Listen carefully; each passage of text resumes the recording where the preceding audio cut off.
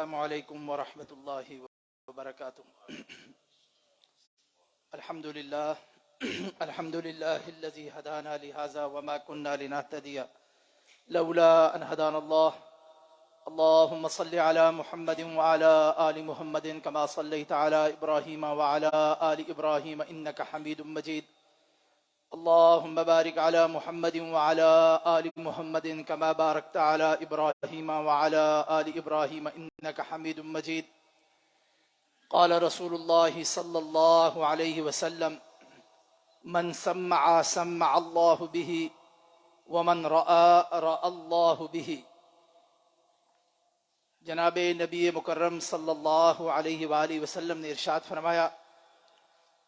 جو شخص اپنا عمل لوگوں کو سناتا ہے اللہ اس کی رسوائی لوگوں کو سنائے گا۔ ومن رآ رأى اللہ بہ، اور جو شخص اپنا عمل لوگوں کو دکھلاتا ہے اللہ اس کا انجام بد اور برا انجام اس کو دکھلائے گا۔ اس حدیث مبارکہ میں بنیادی طور پر ان لوگوں کا ذکر کیا گیا ہے جنہیں اللہ سبحانہ و تعالی اچھے اعمال کرنے کی توفیق دیتا ہے۔ دنیا میں بنیادی طور پر اعمال کرنے اور نہ کرنے کے حوالے سے دو ہی طرح کے لوگ پائے جاتے ہیں۔ پہلے وہ لوگ جنہیں اللہ یہ توفیق میسر ہی نہیں کرتا، بد اعمال یا بے عمل لوگ، یا ایسے لوگ جو برے اعمال کرتے ہیں، یا ایسے لوگ جو سرے سے نیک اعمال کرتے ہی نہیں ہیں۔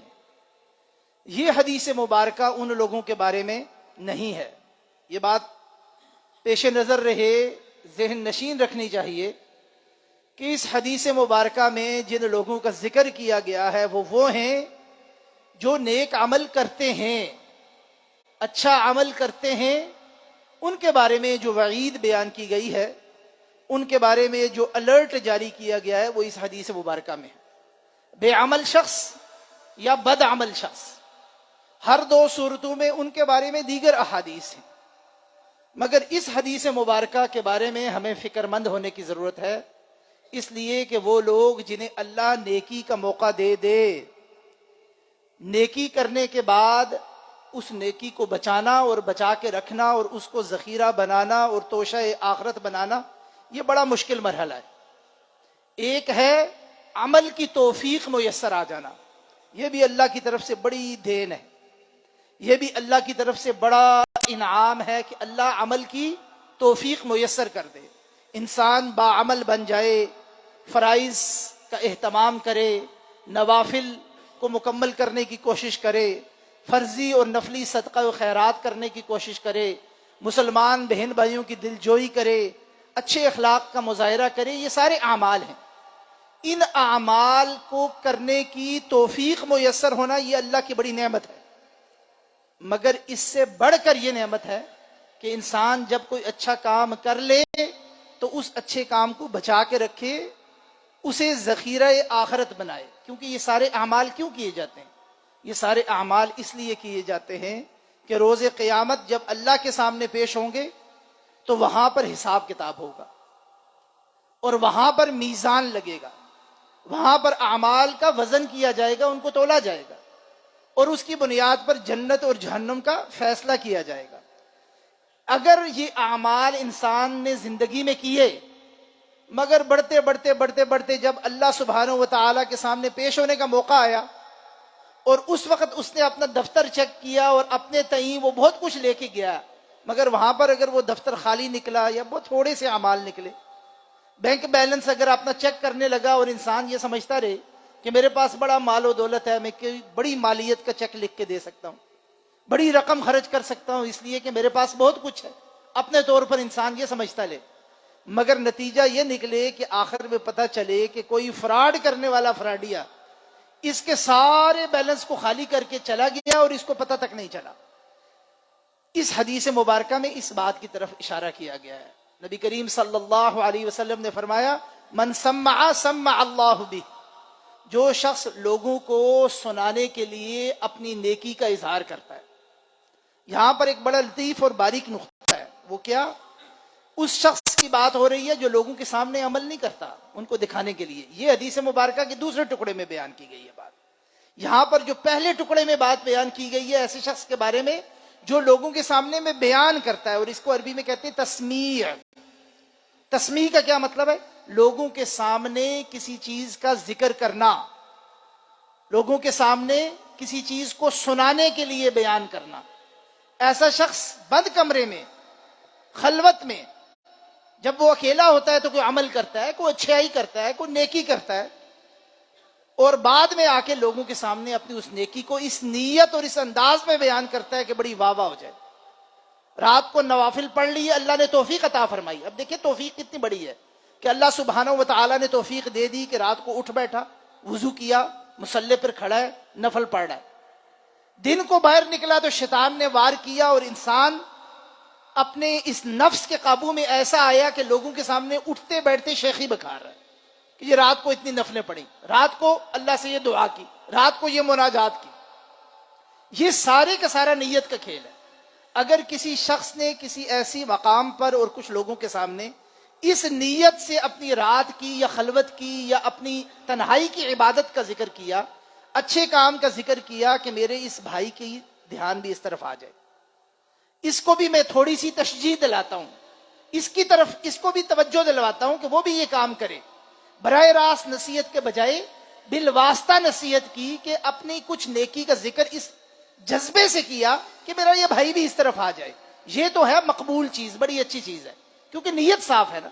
مگر اگر نیت یہ ہو گئی کہ لوگ کہیں کہ واہ ماشاءاللہ کتنا نیک آدمی ہے, یہ تو راتوں کو بھی اٹھتا ہے, بہت بڑا اللہ کا عابد اور اللہ کا زاہد اور اللہ کا پرہیزگار بندہ ہے, بس یہ تھوڑی سا معاملہ ہے.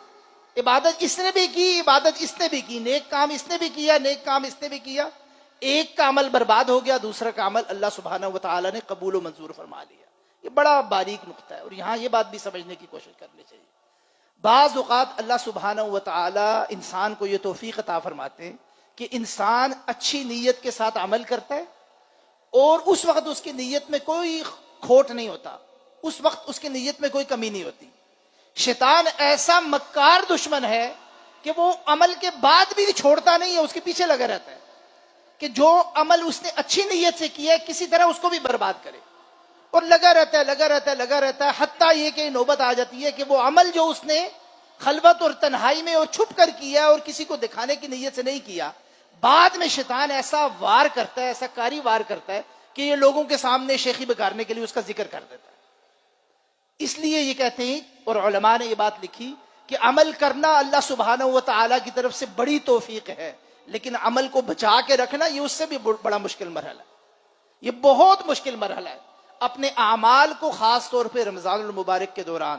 جو ٹوٹے پوٹے چھوٹے موٹے ہم عمل کرنے کی کوشش کرتے ہیں, اللہ سے ان اعمال کو کرنے کی توفیق مانگنے کے ساتھ ساتھ ان کی حفاظت بھی کرنی ہے. یہ بڑا نازک معاملہ ہے, بڑا نازک معاملہ ہے. یہ ایسا ہے جیسے آپ خشک گھاس کا ایک بڑا ڈھیر اپنے پاس جمع کریں, ذرا سی چنگاری اگر ریاکاری کی, ذرا سی چنگاری اگر لوگوں کو تسمیع کی اس کے ساتھ لگ گئی تو سب خاکستر ہو جائے گا, سب برباد ہو جائے گا. اور نبی کریم صلی اللہ علیہ وسلم نے فرمایا ومن رأى اللہ بہ,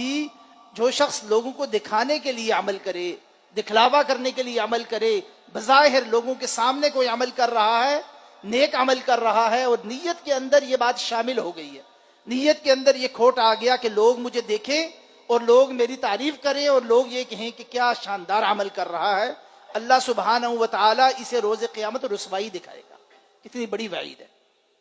میرے اور آپ کے لیے آج کے اس دور میں اس معاملے کے بارے میں بڑی حساسیت دکھانے کی ضرورت ہے, بڑی حساسیت. بہت سارے معاملات آج کے دور میں نیک کام, نیک اعمال, نیکی کے کام ہم کرتے ہیں اور فوراً ہماری کوشش ہوتی ہے, خاص طور پہ جب سوشل میڈیا جب سے آیا ہے نا, ہماری کوشش یہ ہوتی ہے کہ ہم فوراً اس کی تشہیر کریں, ساری دنیا اس کو دیکھے. کوئی چیز کی, کوئی اچھا کام کیا, فوراً اپنا سٹیٹس لگا لیا, فوراً اس کی تشہیر کر دی, اور پھر بار بار جا کے دیکھ رہے ہیں کہ لوگ لائکس کتنے کر رہے ہیں. نوجوان جو ہیں وہ خاص طور پر اس حوالے سے اپنے اخلاص اور اپنی نیتوں کا محاسبہ کریں, خاص طور پر نوجوان.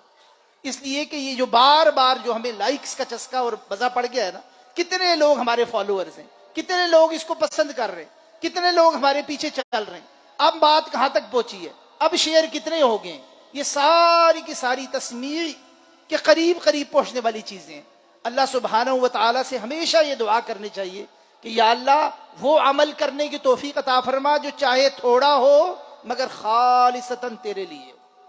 اور اس عمل سے بچا کے رکھ جو بظاہر بہت زیادہ ہو مگر اس کے اندر لوگوں کو دکھلانے کے لیے اور اس کے اندر تسمیع کا عنصر شامل ہو۔ اسی لیے یہ بات بار بار بیان کی جاتی ہے کہ اللہ سبحانہ و تعالیٰ کے ہاں انسان کے عمل کی کیفیت دیکھی جائے گی، اس کی کمیت نہیں دیکھی جائے گی۔ اللہ سبحانہ و تعالیٰ کے ہاں انسان کے عمل کی کیفیت کہ انسان نے کس کیفیت میں کی ہے، اس کے دل کا حال کیا تھا، اس کے اخلاص کی صورتحال کیا تھی، چاہے عمل تھوڑا ہی کیوں نہ ہو۔ کمیت یعنی مقدار نہیں دیکھی جائے گی، محض مقدار کہ عمل بہت زیادہ کر لیے مگر ہر عمل ٹوٹا پھوٹا ہے، اس کے اندر اخلاص کے معاملے میں بس معاملہ چلتا پھرتا صحیح ہے۔ تو اللہ سبحانہ و تعالیٰ سے یہ دعا کرنی چاہیے کہ اللہ سبحانہ و تعالیٰ عمل کرنے کی توفیق بھی عطا فرمائے، اس کے بعد اس عمل کی حفاظت کرنے کی توفیق بھی عطا فرمائے۔ رمضان المبارک میں یہ جو ہمارے اعمال ہیں ان کی حفاظت کرنے کی بڑی ضرورت ہے، بہت ضرورت ہے ان کی حفاظت کرنے کی، خاص طور پر جنہیں اللہ سبحانہ و تعالیٰ یہ توفیق میسر کر دیتے ہیں کہ وہ رات کو آتے ہیں،